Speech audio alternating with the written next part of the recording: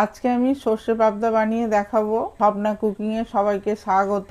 চলুন রেসিপিটা শুরু করি। পাবদা মাছ নিলাম, হলুদ, লঙ্কার গুঁড়ো, লবণ, সর্ষের তেল দিয়ে ভালো করে মাছটা মাখিয়ে নেব। দেখুন মাছটা মাখানো হয়ে গেছে।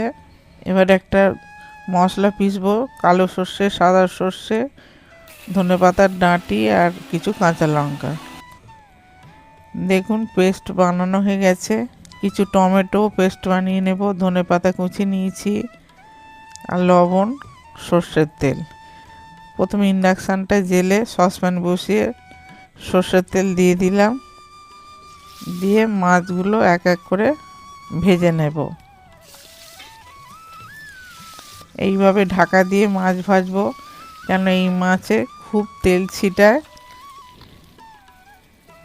এইভাবে মাছগুলো ভেজে নিলাম, বাকি মাছগুলো ভেজে নেব।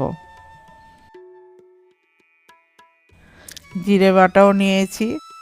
ওই প্যানেতেই সর্ষের তেল দিয়ে কালা জিরে দিয়ে দিলাম, একটা শুকনো লঙ্কা দিলাম, আদা বাটা দিয়ে দিলাম, জিরে বাটাও দিয়ে দিলাম, দিয়ে ওটা ভালো করে নাড়তে থাকবো। টমেটো বাটাটাও দিয়ে দিলাম, দিয়ে আবারও ভালো করে নাড়তে থাকবো।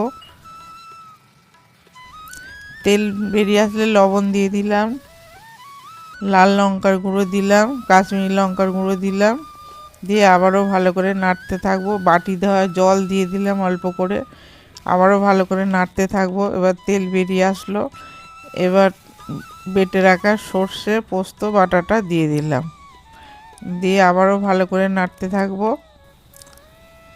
কিছু ধনেপাতাও দিয়ে দিলাম, বাটি ধোয়া জল দিয়ে দিলাম,